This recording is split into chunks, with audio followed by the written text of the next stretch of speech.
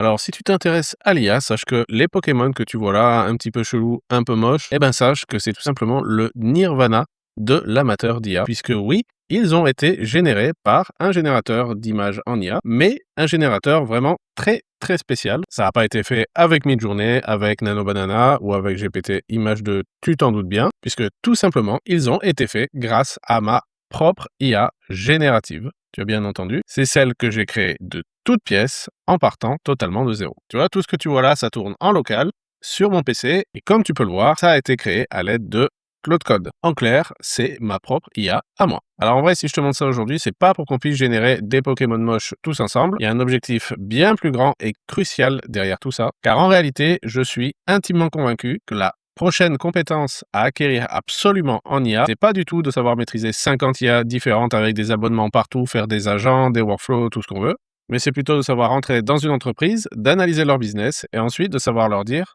je vais vous créer une IA sur mesure, entraînée sur vos données, 100% sécurisée, qui tourne chez vous gratuitement et qui va comprendre et anticiper ton business parfaitement. Est-ce que tu imagines l'avantage que ça serait pour une entreprise? Et encore pire, est-ce que tu imagines la valeur de la personne qui pourrait être capable de faire ça?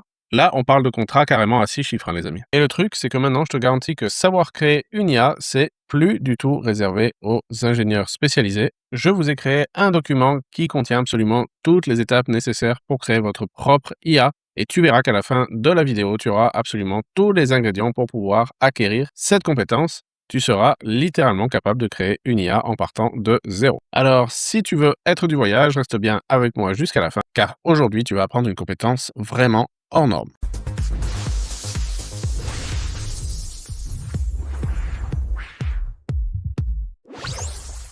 Alors avant de montrer concrètement le projet, il faut quand même qu'on parle un petit peu de tout ce qui a été fait, de comment finalement on fait en général pour créer une IA générative. Et donc dans un premier temps, je vais vous montrer donc les 5 étapes qui vont nous permettre de créer une IA générative. Ensuite, je vais vous parler de la partie matérielle, de la partie hardware, parce que clairement, c'est quelque chose qui joue un rôle déterminant dans la création de notre propre IA. Et enfin, je vous montrerai le résultat concret qu'on a eu à la fin.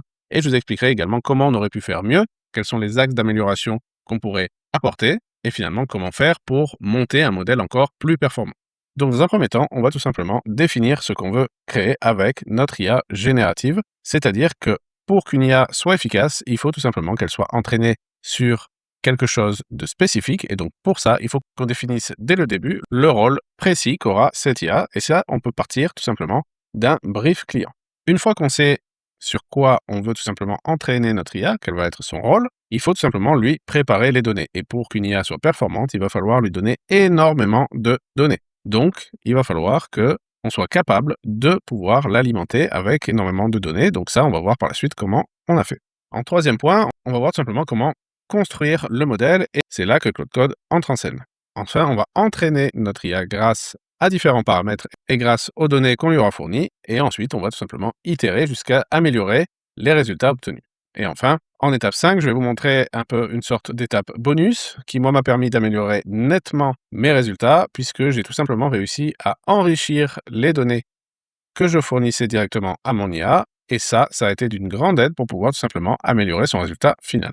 Donc avant de créer une IA, avant de te lancer dans le code, tout simplement, ça paraît bête, mais il faut absolument savoir précisément ce que tu veux que ton IA soit capable de faire. C'est comme un client qui te brief, il va falloir quelque chose de très spécifique. Dans mon cas, j'ai choisi de générer des Pokémon. Je vais t'expliquer pourquoi j'ai choisi ce thème-là. Mais dans le cas d'un business réel, ça pourrait tout simplement être des designs de chaussures, des slogans, des photos de produits, etc. Comme je vous l'ai dit, la seconde étape, c'est la préparation des données. Donc, on peut prendre ici une analogie. C'est tout simplement, par exemple, le prof et ses élèves.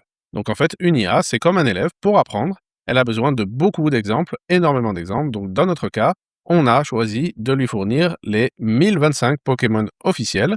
Et donc, en fait, tout simplement, je lui ai fourni toutes les images de tous les Pokémon qui existent, et c'est grâce à ça qu'elle s'est entraînée. Si par exemple tu veux entraîner une IA sur des photos de produits, tout simplement il va falloir que tu lui donnes énormément d'images de produits, des textes, des données clients, etc. Peu importe, en fait ça va dépendre tout simplement de ce que tu veux faire. La troisième étape, ça consiste à construire le modèle. Donc ici, on va prendre l'analogie du chef de chantier. Avant, ça prenait des mois et il fallait être ingénieur. Maintenant, tu es un chef de chantier, tu décris et c'est Claude lui-même qui va construire. Toi, tu n'auras juste qu'à valider. Donc clairement, en fait, avant, il fallait avoir une équipe de développeurs qui allait faire ça, en fait, H24. Et maintenant, grâce à Claude Code, en fait, on peut tout simplement lui dire exactement ce qu'on veut.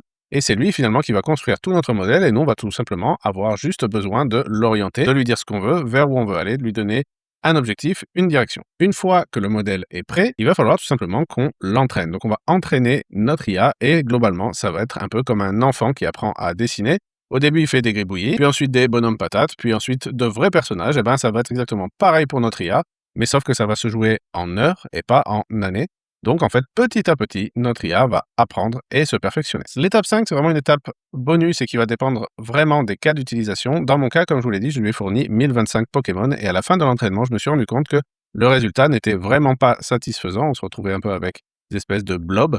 Et je me suis dit que j'allais essayer tout simplement de lui fournir plus de données. Et donc, en fait, on peut voir ça comme une analogie, c'est-à-dire que quand l'élève IA plafonne, je lui donne des exemples supplémentaires. Donc, un bon prof, ça élargit le programme face à un élève qui est bloqué.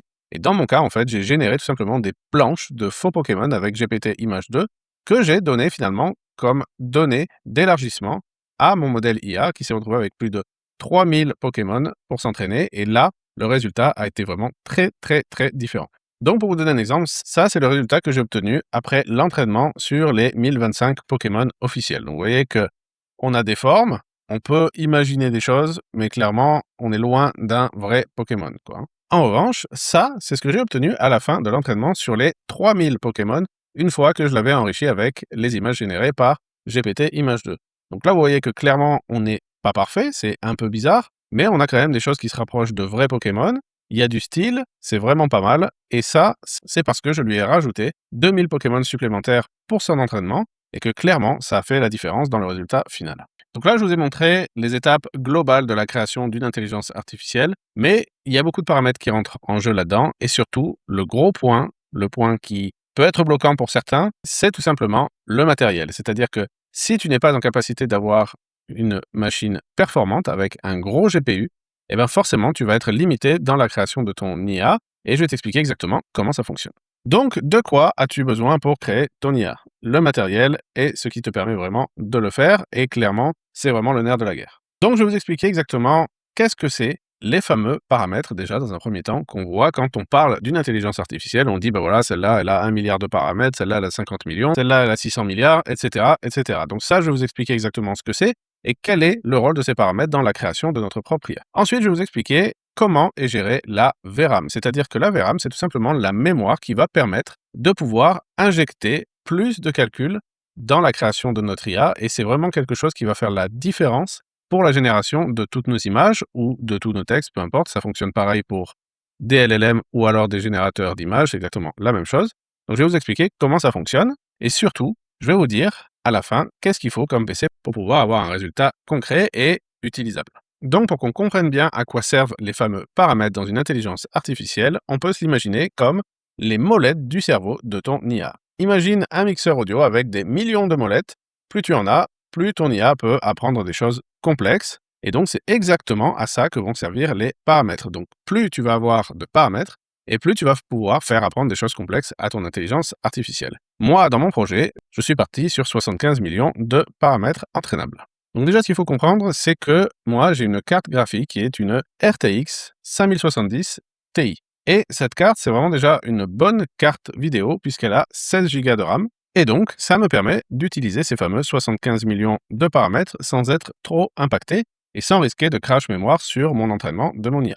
Donc, comment ça fonctionne? En fait, on va multiplier le nombre de paramètres qu'on a en place par 20 octets et ça va nous donner en fait le poids d'utilisation de notre RAM par notre intelligence artificielle lors de son entraînement. Mais pendant l'entraînement, il faut aussi penser qu'il y a d'autres choses à stocker qui servent à apprendre. Donc, on a le poids du modèle, donc ça c'est ce qu'on a vu juste au-dessus. On a ce qu'on appelle des gradients, des optimiseurs et une marge à plus les images du batch. Donc en fait, le tout fait à peu près 7 Go et donc sur les 16 Go, vous voyez que clairement, moi j'étais très large. Ce qui m'a permis tout simplement de pouvoir bien entraîner mon intelligence artificielle sans risquer de crash mémoire tout au long de cet entraînement. Maintenant, j'ai profité effectivement d'avoir une bonne carte graphique pour pouvoir justement entraîner mon IA efficacement, Mais c'est pas parce qu'on n'a pas de bonne carte graphique qu'on ne peut pas entraîner une intelligence artificielle. Déjà, dans un premier temps, quand on n'a pas de carte graphique dédiée, ce qui peut réellement arriver sur beaucoup de PC, la solution, c'est tout simplement de louer une carte dans le cloud. Donc, il existe des sites internet où on peut faire ça.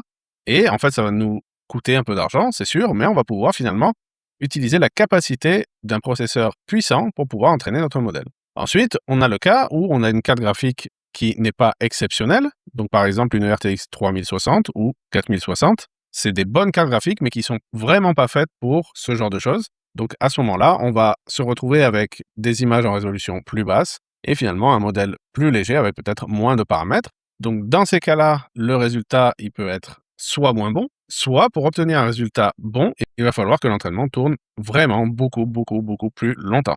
Et pour faire exactement ce que moi j'ai fait, donc que je vous présente dans cette vidéo, il va falloir donc avoir une RTX 4070 Ti ou alors, comme moi, une 5070 Ti. Donc là, à ce moment-là, vous avez quand même une carte graphique qui permet de faire le genre de choses que j'ai fait.